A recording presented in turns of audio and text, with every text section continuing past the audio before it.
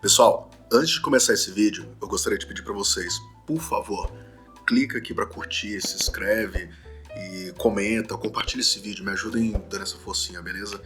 E eu agradeço bastante. Valeu! Fala pessoal, tudo bem? Eu sou o André Martinelli e hoje eu tô aqui para trazer um conteúdo específico sobre Chroma Key para você. Eu já fiz um vídeo falando sobre FPS e Shutter, se você ainda não viu, clica aqui em cima, assiste esse vídeo que ele tem uma informação importantíssima para você que vai trabalhar com Chroma Key. E se você já viu esse vídeo, continua aqui que eu vou dar umas dicas interessantes a respeito do Chroma Key. Então, para esse vídeo não prolongar tanto, eu não vou me aprofundar no aspecto técnico e vou me focar mais na questão prática da coisa, tá? Então eu vou trazer alguns vídeos de exemplo para vocês, eu vou mostrar como que faz com uma câmera profissional e como é possível fazer com um celular.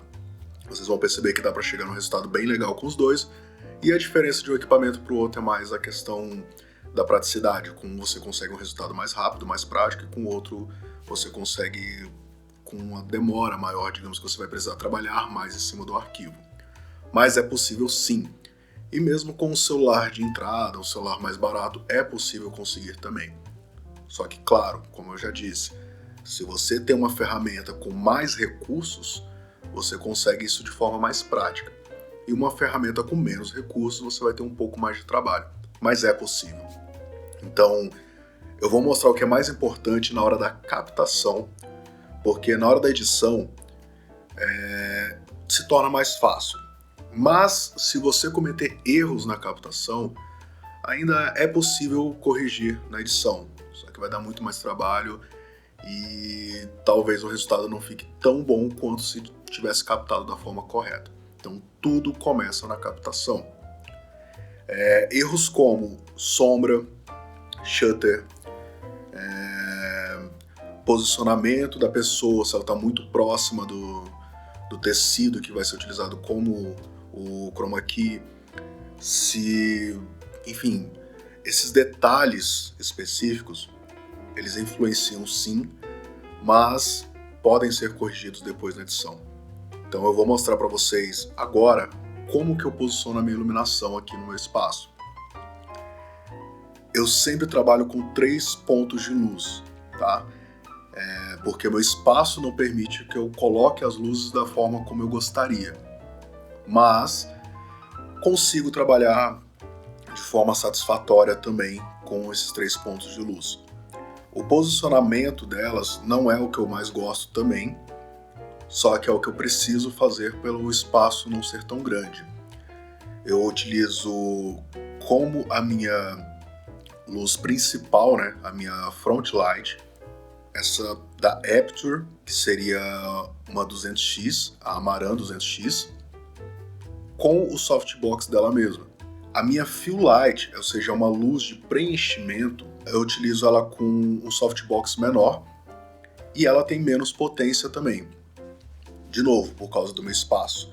Eu utilizaria sim uma outra Aputure para poder me iluminar como fill light, com um dome maior para ter um preenchimento mais preciso, só que eu não tenho espaço para isso. Se eu colocar onde está posicionada a minha Nanlite, eu teria um problema de que ela apareceria na gravação. Então eu utilizo o softbox da Nanlite, que é mais compacto, e o Fosa 60B também, que é uma tocha compacta. Ela se encaixa bem nesse espaço aqui.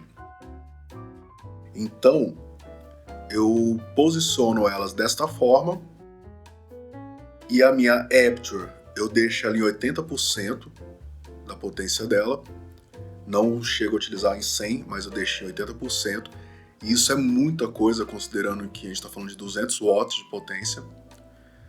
Só que, como ela fica posicionada mais longe e eu quero que dá um efeito mais dramático, eu uso mais potência dela. Por exemplo, para gravar os meus vídeos, esse aqui, por exemplo, esse vídeo eu tô gravando com a potência da Aputure, ela tá vindo aqui da minha lateral esquerda, no meu lado esquerdo, né? E a potência que ela tá chegando aqui em mim é em torno de 16% apenas. Apenas 16%, e ela já dá a luz que eu preciso. Aqui atrás eu uso uma outra iluminação. Essa é uma iluminação bem baratinha, da Tomate, aqui nacional mesmo. E essa daqui eu deixo ela com a temperatura em 3000 kelvins, e é só para iluminar ali o fundo, para dar essa temperatura mais quente ali para o fundo. Ela não tem uma precisão de CRI, né?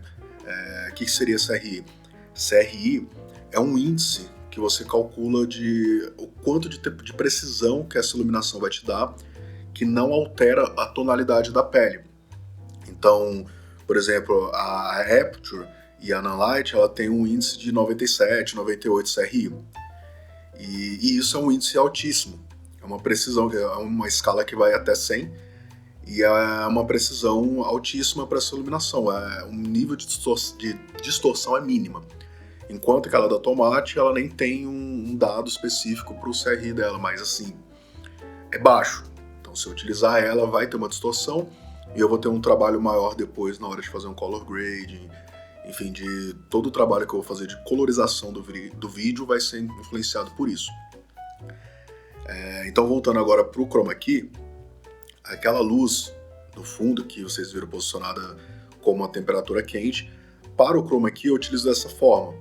Eu deixo ela no 5600 Kelvin, que ela diz ser, né, mas provavelmente tem uma alteraçãozinha de cor, não é exata, mas deixo ela em 5600 Kelvin. O que seria esse 5600 Kelvin, tá? É uma temperatura que a gente chama de daylight, ou seja, se você estivesse na rua, luz do sol, o mais próximo que seria disso é quando você ajusta a sua iluminação em 5600 Kelvin. Então é o que a gente chama de daylight, luz do dia. Então eu deixo ela nessa forma para tentar manter o máximo de neutralidade no vídeo. Quando a gente está falando de um vídeo que a gente quer tratar a cor depois baseado nisso. Então esse meu vídeo, esse aqui agora, eu não quero que o fundo seja daylight, porque eu não quero depois fazer uma máscara e tratar especificamente aquele fundo. Eu já quero que aquele fundo fique com uma temperatura mais quente. Então eu jogo já aquela iluminação para essa temperatura mais quente. Eu estou trabalhando numa cena que eu quero daquela forma. Aqui do meu lado, a Aperture, eu já quero que entre uma luz mais de janela, ou seja, aquela luz do dia mesmo. Então eu deixo em 5600 Kelvin. A Nonlight, eu uso ela aqui na frente só para poder dar uma ambientação aqui. Então ela está entrando uma luz também em 5600 Kelvin, mas ela está bem fraquinha, ela está em 4%. É só para não ficar um breu naquele canto. Voltando para o chroma key, como vocês podem ver, eu utilizo então, vindo de cima, automático. Ela é para dar uma iluminada no pano, no tecido, para que não ocorra tanta sombra. Então tem uns pontos de sombra que causam aqui, por causa do meu espaço, ter este posicionamento. Então não tenho o posicionamento correto das lâmpadas como eu gostaria. Mas para corrigir isso eu utilizo essa luz, ela dá uma amenizada nessas sombras e depois eu consigo trabalhar de uma forma mais satisfatória o chroma key. E a Nonlight, como vocês viram, eu tento posicionar ela o mais próximo de um ângulo de 45 graus, e a Aperture também, eu tento posicionar ela no ângulo mais próximo de 45 graus. O que seria esse ângulo de 45 graus? Como vocês podem observar no vídeo, se eu tiver com o braço 100% aberto nas laterais, isso é um ângulo no caso de 90 graus. Em relação a quê? Em relação à câmera. Quando eu falo em 45 graus, a lâmpada ela está no meio do caminho, entre a lateral do meu ombro, esse ângulo, e a lente da câmera. Então é um ângulo de 45 graus. Esse posicionamento garante menos sombras em relação à luz que vai bater em mim e jogar uma sombra para o fundo.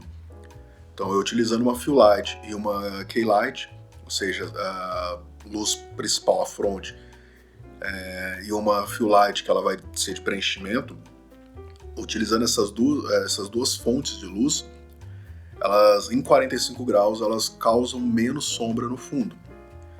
E a Tomate ela serve para poder tentar amenizar um lado que está mais intenso por conta da diferença de potência das duas e tal. e assim eu consigo uma profundidade no rosto com a iluminação sem ter que chapar. Eu poderia colocar uma luz 100% de frente, só que aí causa um efeito que não é tão agradável. Essa luz em 45 graus que a gente chama, é uma luz que a gente chama de luz Rembrandt. Ela vem da fotografia mesmo, tá? É do pintor Rembrandt, e ele pintava com essa perspectiva de causar sombra, né, que vinha de uma iluminação numa posição de 45 graus. Então, não é à toa que tem o nome dele, é um estilo que basicamente ele percebeu e trouxe para suas pinturas. E hoje a gente utiliza na fotografia, para vídeo, ou seja, é um estilo de iluminação que a gente conhece como luz Rembrandt. Então, esses 45 graus, eles causam essa sombra que dão um efeito de profundidade no rosto. Eles criam esse efeito de profundidade que deixa mais agradável do que aquela luz que fica totalmente chapada. Então, voltando aqui pro vídeo, ó, observem que aqui no meu rosto eu tenho uma divisão. Aqui eu tenho uma sombra e aqui eu tenho mais luz entrando. Essa luz aqui e essa sombra, elas causam um efeito de profundidade.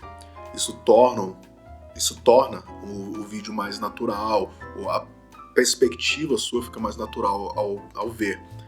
É como se a gente estivesse, digamos, sentado numa sala e vem aquela luz de janela iluminando. Pro enquadramento, pra perspectiva, é mais agradável. Isso falando a grosso modo, não tão técnico, tá? E agora a gente vai pro chroma key propriamente. Sem mais delongas, vamos começar a ver alguns testes para o chroma key. Eu vou mostrar sempre uma iluminação correta e uma iluminação errada. Então a gente vai começar com a câmera profissional, é uma Blackmagic Pocket Cinema Camera 4K. Então a gente vai começar com a Blackmagic, iluminação correta, iluminação errada. Depois a gente vai para o celular, é um iPhone 13 Pro Max, iluminação correta, iluminação errada. De novo, essa perspectiva de iluminação errada não é que estragou, que não vale, que não é perfeito, enfim. É um posicionamento que não seria tão adequado, para vocês perceberem como que dá mais trabalho na hora de remover. Mas não quer dizer que não é possível, tá? O errado que eu tô falando aqui é um errado que dificulta mais na hora de fazer o chroma key. Mas você sim pode fazer a iluminação da forma como você bem entender, o efeito de drama. Alguns chegaram a ver o vídeo que eu coloquei no Instagram, que eu mostro uma música do A-ha, que é Cry in the Rain. E nesse eu criei um efeito de chuva, eu me molhei mesmo, joguei água no corpo mesmo, no rosto, tudo. E coloquei a minha iluminação com um efeito, né? Essas tochas de laser, elas têm alguns efeitos presetados nela. E coloquei o efeito Storm, que é para parecer de tempestade mesmo. E ela ficava piscando. Isso é um estilo que eu criei pro vídeo. Eu escureci mais, eu trabalhei com pouca luz, com fundo preto, coloquei um lado só bem de leve a iluminação, para poder não ficar totalmente escondido no vídeo, e depois piscava bem forte e saturava, ficava aquela luz bem estourada no rosto. É proposital. Eu quis criar o efeito de trovão, e quando um trovão, um raio cai, aquela luz que vem, não um trovão, né, porque é o som, enfim, quando o raio cai, o relâmpago, essa luz que vem pro seu rosto, se você estiver no meio de uma chuva, é extremamente forte, estoura. E aos olhos, se você estiver vendo uma pessoa na chuva, você vai ver algo bem estourado. E a intenção de trazer no vídeo foi isso também. Foi algo bem estourado, tanto que eu usei o máximo de potência da tocha para estourar bastante. Só que também preservei um pouco de detalhes, porque é diferente. Se a gente tiver numa tempestade, a gente não está se atentando aos erros de gravação. Não está gravando, a gente está vendo. E no vídeo a gente tem que preservar também um pouco de qualidade. Então é proposital, não foi uma técnica específica, não, eu tentei trazer o máximo da naturalidade, é isso que a gente busca no vídeo. A gente tenta buscar o máximo de qualidade assim, numa cena, a gente imagina uma cena e tenta reproduzir essa cena. Então o certo e errado às vezes é um pouco relativo, tá? Então vamos começar, porque o vídeo tá demorando bastante. Para não estender tanto, eu vou apresentar os testes para vocês, tá? Hoje, especificamente, não vou trazer a edição, propriamente. No próximo vídeo eu tento tratar um pouco disso, talvez eu utilize até os mesmos vídeos para ficar um pouco mais didático. Mas hoje eu vou mostrar para vocês os efeitos, o resultado que acontece em cada caso. Vou colocar imagens para vocês, tá? Aqui pra frente, acho que eu não preciso nem narrar. Eu vou colocar só as imagens e vocês tirem suas próprias conclusões. This is the end, a bitter end, a bit of heaven. So much we said, so much bullshit, I'm much better off. No doubt we had the best times, but I'll watch you hurt me more times. So I held you close, hoping you would back and leave. 'Cause I only fall in love with things I feel. If you ask me now, I'm happy that you're gone. And I'm so much happier now on my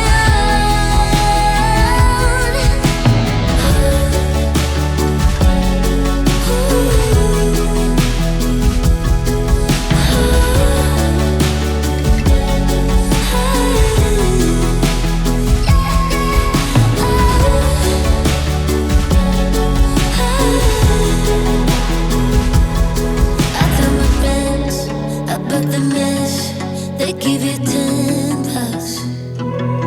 It was her thing, fly with the winds, fight till the morning sun. Every time we end up in bed, you trigger me in million ways. Maybe say how we're still the same, again and again. So I held you close, hoping you'd crack and leave. 'Cause I only fall in love with things I feel. If you ask me now, I'm happy that you're gone. And I'm so much happier now on my